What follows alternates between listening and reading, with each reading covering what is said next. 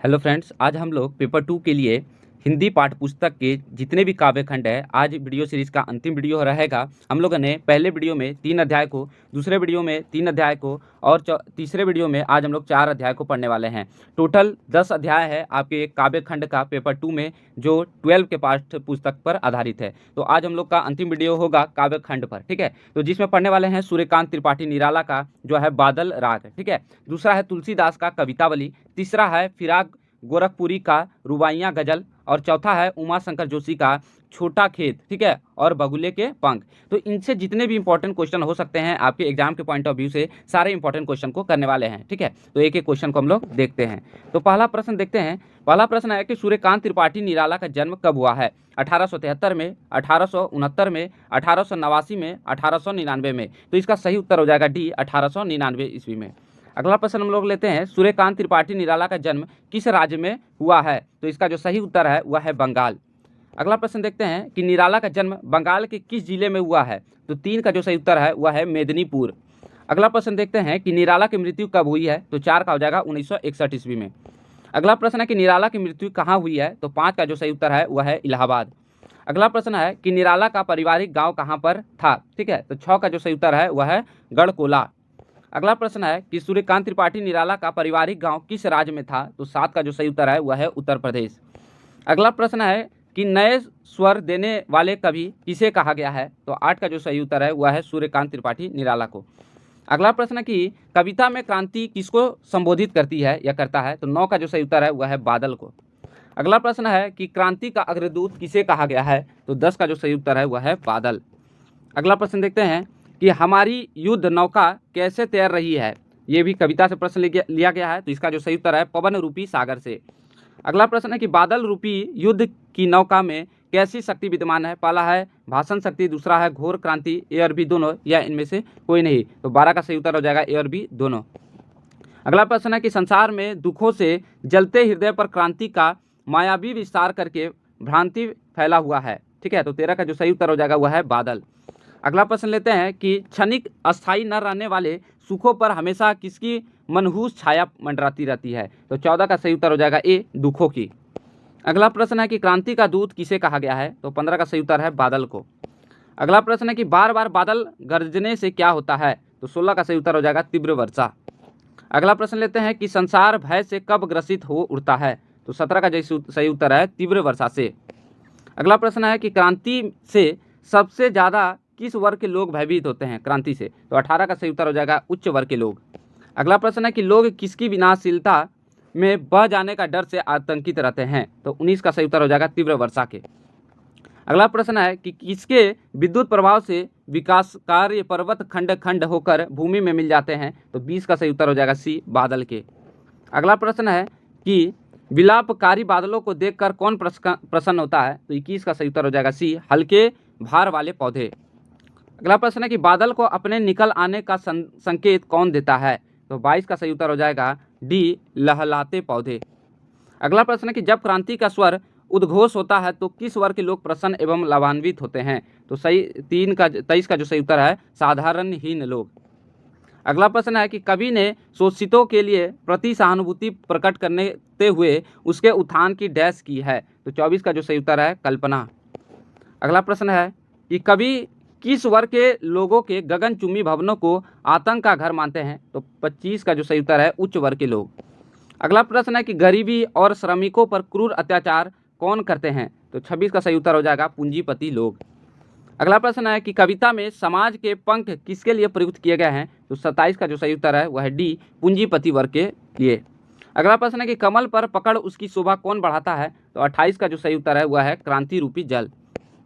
अगला प्रश्न है कि क्रांति रूपी जल प्लावन से कैसे लाभान्वित होते हैं? तो 29 का हो जाएगा बी, दलित व शोषित लोगों के लिए, वर्गों के लिए। अगला प्रश्न है 30, बचपन का सुकोमल शरीर किसके बेखबर रहता है, किससे बेखबर रहता है? तो 30 का हो जाएगा सी, शरीर रोग एवं शोक के दुख से। अगला प्रश्न लेते हैं। अगला प्रश्न है कि निम्न शोषित वर्गों के लोगों को संबलता किससे प्रदान होता है? संबलता, ठीक है, मजबूती किससे प्रदान होता है? तो 31 का हो जाएगा बी, क्रांति रूपी जल से। अगला प्रश्न है कि वैभव नष्ट होने की चिंता से कौन ग्रस्त रहते हैं? तो 32 का सही उत्तर हो जाएगा पूंजीपति वर्ग के लोग।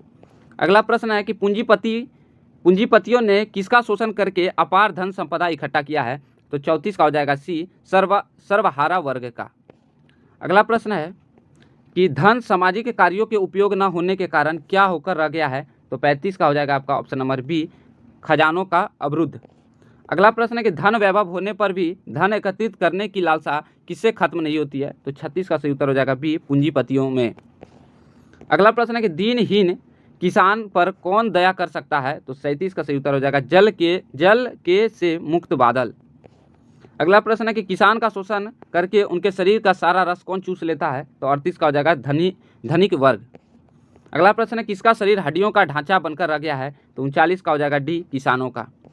अगला प्रश्न है कि सूखते प्राण में रस का संचार कौन करेगा? 40 का हो जाएगा बी, वर्षा। अगला प्रश्न है कि किसानों को शोषित मुक्त और उनका जीवन पुनः खुशहाल कौन बनाएगा? तो 41 का हो जाएगा बी, वर्षा। अब हम लोग गोस्वामी तुलसीदास के बारे में जो उनके इंपॉर्टेंट प्रश्न हो सकते हैं एक एक करके देखने वाले। पहला है कि कवितावली के रचनाकार कौन है? पहला है सूरदास, दूसरा है कालिदास, तीसरा है तुलसीदास, या इनमें से कोई नहीं। तो कवितावली की रचना जो है वह तुलसीदास। अगला प्रश्न लेते हैं, गोस्वामी तुलसीदास का जन्म कब हुआ है? तो 2 का जो सही उत्तर है 1532। अगला प्रश्न है कि तुलसीदास के गाँव का क्या नाम है? तो 3 का जो सही उत्तर हो जाएगा वह है राजापुर। अगला प्रश्न लेते हैं, चौथा प्रश्न है कि तुलसीदास ने अपने पेट की अग्नि को कैसे शांत किए हैं? तो 4 का जो सही उत्तर है राम के द्वारा, राम नाम लेकर। ठीक है। अगला प्रश्न है कि दरिद्रता की तुलना किससे की गई है? तो 5 का हो जाएगा ए, रावण से। अगला प्रश्न है कि तुलसीदास का मजाक लोग कैसे उड़ाते हैं? तो 6 का हो जाएगा सी, जातिगत टिप्पणियों द्वारा। अगला प्रश्न है कि तुलसीदास स्वयं को क्या मानते हैं? 7 का हो जाएगा श्री राम का सेवक। अगला प्रश्न है कि कौन सी अग्नि समुद्र में पाई जाने वाली अग्नियों से भी अधिक तीव्र होती है? 8 का हो जाएगा पेट की अग्नि। अगला प्रश्न है कि तुलसीदास ने संसार का सबसे बड़ा अभिशाप किसे माना है? 9 का हो जाएगा बी, आर्थिक दरिद्रता को। अगला प्रश्न है कि तुलसीदास किस भाषा के कवि है? 10 का हो जाएगा अवधी और ब्रज दोनों, अर्थात ऑप्शन नंबर सी। अगला प्रश्न है कि तुलसीदास के आराध्य कौन है? तो 11 का हो जाएगा ए, राम। अगला प्रश्न है कि कवितावली में कवि का कौन सा रूप दिखाया गया है? तो 12 का सही उत्तर है भक्ति रूप। अगला प्रश्न है कि कवि सभी समस्याओं के निराकरण के लिए किसे पुकारते हैं? 13 का हो जाएगा बी, राम को। अगला प्रश्न है कि कवितावली रामचरितमानस के किस कांड से लिया गया है? तो 14 का हो जाएगा उत्तरकांड। अगला प्रश्न है कि तुलसीदास के अनुसार मनुष्य कोई भी कार्य क्यों करता है? 15 का हो जाएगा ए, पेट की भूख की वजह से। अगला प्रश्न है कि तुलसीदास के बचपन का नाम क्या था? तो 16 का सही उत्तर हो जाएगा राम बोला। अगला प्रश्न है कि इनमें से कौन सी तुलसीदास की रचना नहीं है? 17 का हो जाएगा सी, सतरंगिनी। अगला प्रश्न है कि ऊंचे नीचे कर्म डैश करी पेट ही तो पचत बेचत बेटा बेटकी। ठीक है, तो इसका जो यहाँ पर खाली स्थान रिक्त स्थान में क्या भराएगा? तो ये हो जाएगा बी, धर्म अधर्म। ठीक है। अगला प्रश्न लेते हैं हम लोग। अगला प्रश्न है कि अग्नि बड़ी है आगिन पेट की। तो 19 का क्या हो जाएगा? बड़वागिते। अगला प्रश्न है कि खेती डैश को भिखारियों को डैश। तो 20 का जो सही उत्तर जो भराएगा वह है किसान और भीख। यहाँ किसान और यहाँ भीख। अगला प्रश्न लेते हैं कि तुलसीदास ने सभी पर कृपा करने का आग्रह किससे किया है? तो ये हो जाएगा 21 का डी। अगला प्रश्न है कि धूत कहो अधूत कहो डैश कहो डैश कहो कहो। ठीक है, तो यहाँ क्या भराएगा रिक्त स्थानों में? 22 का हो जाएगा बी, राजपूत जुलाहा। अगला प्रश्न है कि स्वयं को राम का गुलाम किसने कहा है? 23 का हो जाएगा तुलसीदास। अब हम लोग फिराक गोस्वामी से संबंधित इंपॉर्टेंट क्वेश्चन को करने वाले हैं। तो पहला है फिराक गोस्वामी का मूल नाम क्या है? तो 1 का जो हो जाएगा रघुपति सहाय। अगला प्रश्न है कि फिराक गोस्वामी का जन्म कहाँ पर हुआ है? तो 2 का हो जाएगा गोरखपुर। अगला प्रश्न है कि रुबाइकाओं के माध्यम से किस प्रेम को बताया गया है? तो 3 का हो जाएगा सी, माँ और पुत्र। अगला प्रश्न है माँ बच्चे को कहाँ झूला रही है? तो 4 का जो सही उत्तर है झूले पर।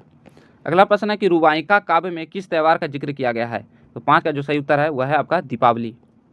अगला प्रश्न है कि माँ अपने बेटे को कैसे खिलौने देती है? 6 का हो जाएगा चीनी मिट्टी की। अगला प्रश्न है कि बच्चे का मन किसे देखकर ललचता है? तो 7 का सही उत्तर हो जाएगा चांद। अगला प्रश्न है 8, बच्चा माँ से किसे पाने की जिद करता है? तो 8 का हो जाएगा चांद का। अगला प्रश्न है माँ अपने बच्चे को क्या देती है? 9 का हो जाएगा आईना। अगला प्रश्न है कि बहन अपने भाई को क्या बांधती है? 10 का आंसर सही हो जाएगा राखी। अगला प्रश्न है कि चांद का टुकड़ा शब्द कविता में किसके लिए प्रयुक्त हुआ है? तो 11 का सही उत्तर हो जाएगा बालक के लिए। अगला प्रश्न है कि रुबाइका में किसे बिजली के चमकते चमकते लच्छे की संज्ञा दी गई है? तो 12 का सही उत्तर हो जाएगा राखी को। अगला प्रश्न है कि रुबाइका में भाई बहन के रिश्ते की तुलना किससे की गई है? 13 का हो जाएगा ए, घटा और बिजली से। अगला प्रश्न है कि वैसी रचना जिसमें 4 पंक्तियां हों, पहली, दूसरी तथा तीसरी पंक्तियों में तुक मिलाए जाते हों तथा अंतिम पंक्ति स्वच्छंद होते हों, उसे क्या कहा जाता है? तो 14 का हो जाएगा ऑप्शन नंबर रुबाइका, रुबाई। अगला प्रश्न है कि रुबाई किस भाषा की लेखन शैली है? तो 15 का हो जाएगा उर्दू तथा फारसी। अगला प्रश्न है कि फिराक गोस्वामी की मृत्यु कब हुई है? तो 16 का जो सही उत्तर है वह है 1962 ईस्वी में। अब हम लोग अगला प्रश्न देखते हैं कि रात का वातावरण कैसा है? तो 1 का हो जाएगा निशब्द है। अगला प्रश्न है कि फूल अपनी डैश खुले हुए है? तो 2 का हो जाएगा पंखुड़ियाँ। अगला प्रश्न है कि शायर के अनुसार उसके भाग्य का एक ही काम क्या है? 3 का सही उत्तर हो जाएगा रोना। अगला प्रश्न है कि शायर कैसे रोता है? तो 4 का सही उत्तर हो जाएगा अपने दर्द को छुपाकर। अगला प्रश्न है कि शायर की रुलाई कैसी होती है? तो 5 का जो सही उत्तर है वह है आपका ए, कबीर जैसी। अगला प्रश्न है कि पीड़ा होने पर रुलाई के क्षणों में शायर को किसकी याद आती है? तो 6 का सही उत्तर हो जाएगा अपने प्रिय की। अगला प्रश्न लेते हैं हम लोग कि फिराक गोस्वामी ने अपने गजलों में भाव अभिव्यक्ति का श्रेय किसे दिया है? तो 7 का सही उत्तर हो जाएगा मीरा को। अगला प्रश्न है कि गजल में भावों की अभिव्यक्ति के लिए कवि का मन किसकी भांति व्याकुल रहता है? तो 8 का सही उत्तर हो जाएगा फूलों की भांति। अगला प्रश्न है कि गजल में कवि का मन क्यों दिन रात बेचैन रहता है? 9 का सही उत्तर हो जाएगा भाव व्यक्ति के लिए।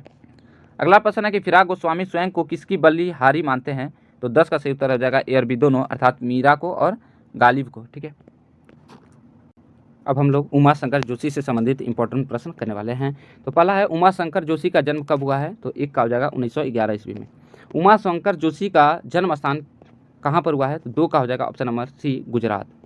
अगला प्रश्न है उमा शंकर जोशी का निबंध रचना कौन सी है? तो 3 का जो सही उत्तर है प्राकंजन्य। अगला प्रश्न है कि उमा शंकर जोशी की कहानी की रचना कौन सी है? तो 4 का सही उत्तर हो जाएगा साप नामार और शहीद।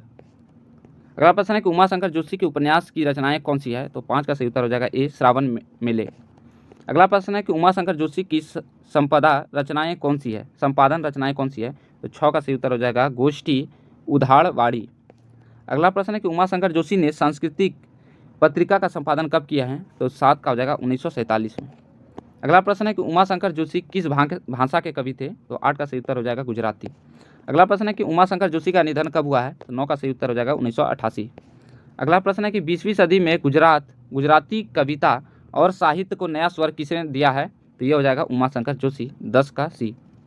अगला प्रश्न है कि कालिदास के अभिज्ञान शकुंतलम का गुजराती अनुवाद किसने किया है? तो 11 का सही उत्तर हो जाएगा सी, उमा शंकर जोशी। अगला प्रश्न है कि भभूति के उत्तर रामचरित्र का गुजराती अनुवाद किसने किया है? तो 12 का हो जाएगा उमा शंकर जोशी, डी। अगला प्रश्न है कि छोटा मेरा खेत काव्य की रचना कौन है? तो 13 का सही उत्तर हो जाएगा उमा शंकर जोशी। अगला प्रश्न है कि कवि ने कागज के पन्ने से किसकी तुलना की है? तो 14 का सही उत्तर हो जाएगा चकोना खेत। अगला प्रश्न है कि कवि की रचना के संदर्भ में अधड़ से क्या अभिप्राय है या आशय है? 15 का सही उत्तर हो जाएगा ए, भावनात्मक आंधी से। अगला प्रश्न है कि कवि की रचना के संदर्भ में बीज का क्या आशय है? तो 16 का सही उत्तर हो जाएगा ए, विचार अभिव्यक्ति। अगला प्रश्न है कि कवि के विचार रूपी बीज के पलने बढ़ने का किस शैली में वर्णन किया गया है? तो 17 का सही उत्तर हो जाएगा चित्रात्मक।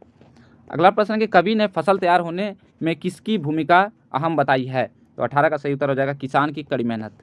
अगला प्रश्न है कि कवि ने अपनी कृतियों के सृजन में किसकी तुलना की है? 19 का सही उत्तर हो जाएगा फसल। अगला प्रश्न है कि कवि ने काव्य के अलौकिक धाराएं फूटने की बात कब कही है? तो 20 का सही उत्तर हो जाएगा ए, साहित्य के पूर्ण होने पर। अगला प्रश्न है कि फसल पूर्ण रूप कब ले लेता है? तो 21 का सही उत्तर हो जाएगा फल लगने पर। अगला प्रश्न है कि फसल का महत्व कब समाप्त हो जाता है? तो 22 का सही उत्तर कटने के बाद। अगला प्रश्न है कि कवि ने अक्षय पात्र किसे कहा है? तो 23 का सही उत्तर हो जाएगा साहित्य रचना को। अगला प्रश्न है कि कवि ने किसे कभी समाप्त नहीं होने की बात कही है? तो 24 का सही उत्तर हो जाएगा साहित्य का रस। अगला प्रश्न है कि कवि के मन को क्या आकर्षित करता है? तो 25 का सही उत्तर हो जाएगा ए, आकाश में उमड़ते पंक्तिबद्ध बगुले।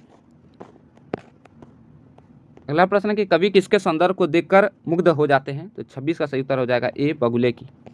अगला प्रश्न है कि कवि स्वयं को किससे बंधा हुआ पाते हैं? तो 27 का हो जाएगा पास को।